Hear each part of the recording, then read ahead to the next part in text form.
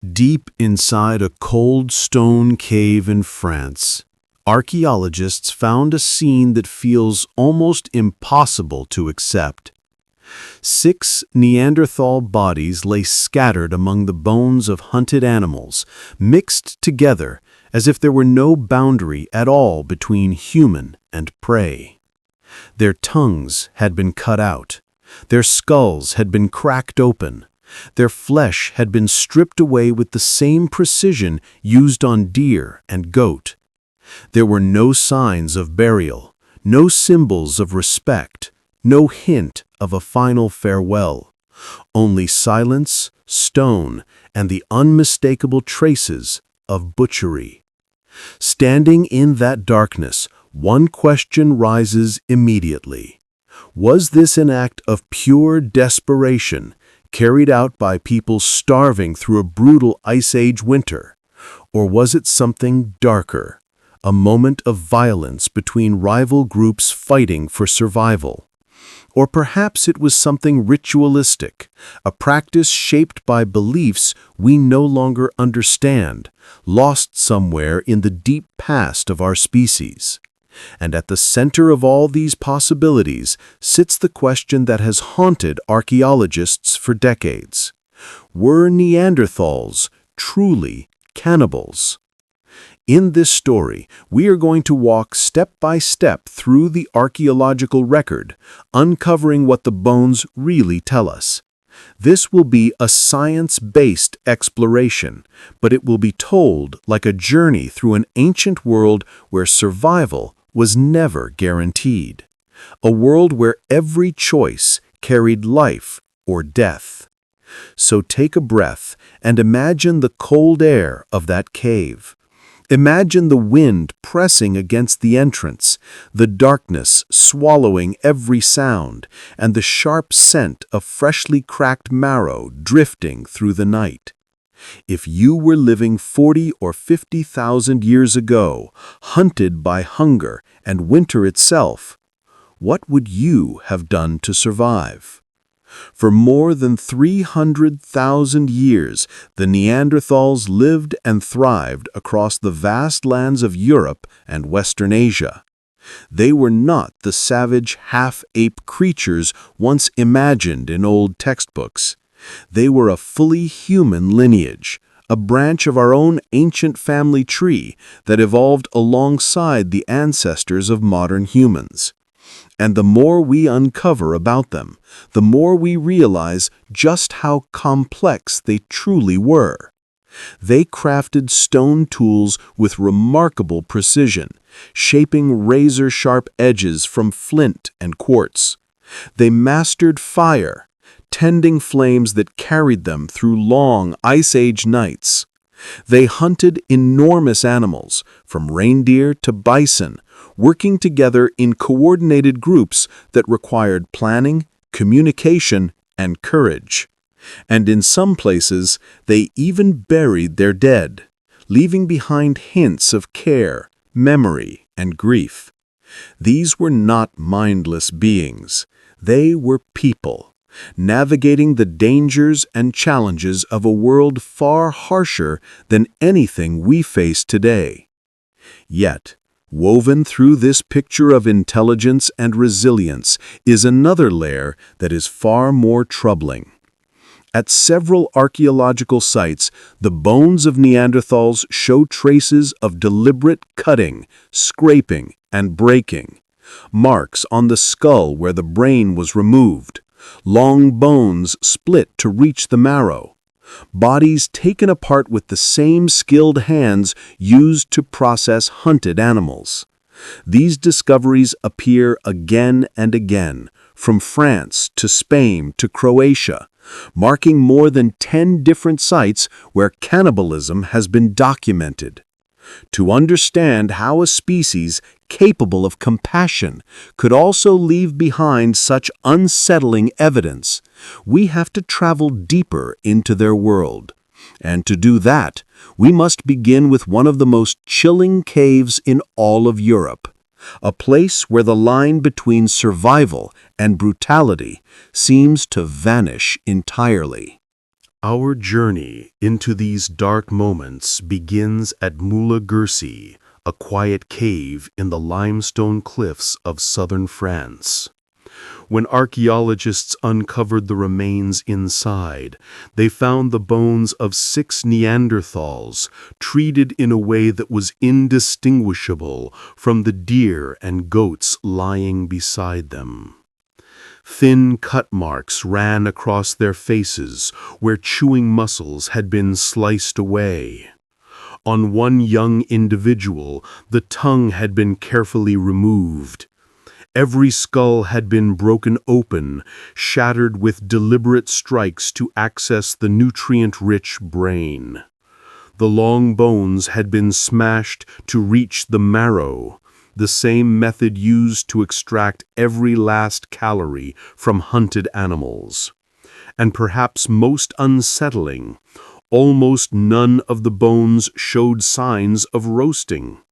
The flesh appears to have been eaten raw, carved quickly, and consumed in the frozen dark. Researchers found signs of malnutrition in these individuals, suggesting that this may have been a desperate act on the edge of survival. Imagine an unforgiving winter, food dwindling, and a family forced to make a choice no human ever wants to face: starve together or consume the only meat left. But not every site tells a story of desperation.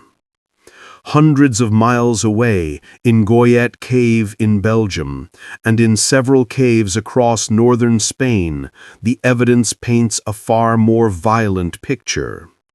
At least 12 Neanderthals were dismembered in these places. Bones were stripped of flesh, joints separated, skulls opened, and limbs cracked apart with precision. Even children were processed in the same way as reindeer and horses found beside them. Yet these individuals show no signs of nutritional stress. Their bodies were healthy before death. This was not the outcome of starvation. It suggests something far more brutal: conflict between groups, raids, ambushes, and the killing of rivals who were then treated as meat. In these sites, cannibalism seems less like survival and more like dominance, not hunger, but power.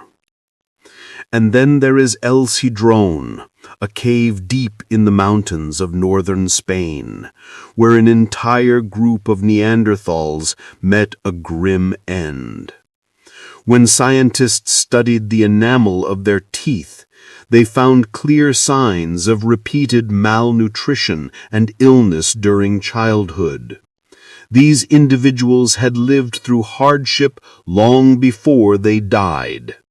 Many likely fell to disease or starvation, and their surviving relatives may have resorted to consuming their bodies simply to stay alive. This is what anthropologists call nutritional cannibalism, the same desperate choice faced by the Donner Party in the Sierra Nevada thousands of years later.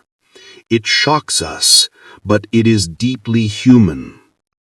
Yet in other places, the story shifts once again. At sites like Krapina in Croatia and Monte Circeo in Italy, the evidence of butchery does not match the patterns of meat extraction. Bones were carefully scraped, separated, and altered in ways that resemble ritual defleshing rather than dining. There are no signs of starvation. Instead, these remains echo practices seen in sky burials of Tibet, where bodies are deliberately disassembled to release the soul, or in the funerary traditions of Papua New Guinea, where flesh is removed as part of honoring the dead. In these caves, the Neanderthals may not have been consumed as food at all. They may have been cared for through rituals we no longer understand. When we step back from the caves, and look at the wider natural world, a striking truth begins to appear. Cannibalism is not a strange flaw unique to Neanderthals. It is a behavior woven throughout life on Earth. More than 1,500 animal species have been documented consuming their own kind, from insects and fish to birds and even our closest living relatives, the chimpanzees. In nature, it is neither rare nor monstrous. It is simply a strategy, sometimes violent, sometimes practical, sometimes necessary. And when we turn the lens toward our own species, the picture becomes even more complicated. Homo sapiens have practiced cannibalism for reasons as varied as the environments they lived in. During moments of extreme hunger, such as the Donner Party trapped in the Sierra Nevada, families consumed the bodies of those who had already died in a desperate attempt to stay alive. In times of war, especially among certain Pacific cultures, fallen enemies were treated as a source of food or as a means of expressing dominance. In Papua New Guinea, cannibalism appeared in spiritual and funerary rituals, where the flesh of loved ones was consumed not out of cruelty, but out of reverence and a desire to keep their essence within the community. And in isolated disasters, such as the survivors of air crashes in the Andes, people chose to eat the dead because it was the only way to preserve the living. These examples are difficult to confront, yet they point to a powerful idea. If archaeologists 10,000 years in the future uncovered only the remains of the Donner Party, bones, cut, cracked, and processed, they might conclude that our entire species was cannibalistic. They would not see the starvation, the brutal winter, or the moral anguish. All they would see are the marks left on bone. And with that limited evidence, they might judge us in ways that feel deeply unfair. Which brings us to a crucial truth. Cannibalism does not define the morality of a species. Context defines it. Circumstance defines it. The pressures of hunger, fear, ritual, grief, and survival shape these actions far more than some inherent nature. When we examine the bones of Neanderthals, we must remember that we are not looking at monsters or villains. We are looking at humans confronted with choices that most of us will never have to face. Cannibalism forces us to confront a part of humanity we often prefer to ignore. It pushes us to ask uncomfortable questions about morality, instinct, and the fragile boundaries we draw around what we consider acceptable. When life narrows to a single choice between death and survival, the lines we rely on can blur in ways that feel unsettling. It reminds us that the rules we live by today are not eternal. They shift with time, with culture, with belief, and with the realities of the world we are born into. As one writer once suggested, taboos are not fixed. They evolve, just as we do. And when we look back at the Neanderthals through this lens, the picture becomes clearer. Their cannibalism was not the signature of a brutal species. It was a reflection of circumstance. Sometimes they ate the dead because they were starving. Sometimes because violence had erupted between rival groups. Sometimes because ritual demanded it. And in all of this, they were not so different from Homo sapiens. Our own history carries the same shadows.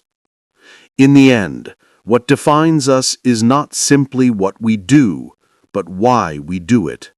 Motivation is the thread that separates cruelty from survival, ritual from necessity, and meaning from chaos.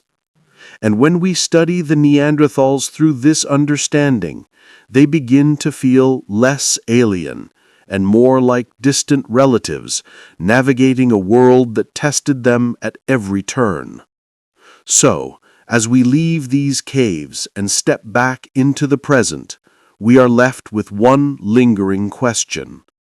If you were pushed to the absolute edge of survival, by hunger, by cold, by fear, would you truly be any different from them?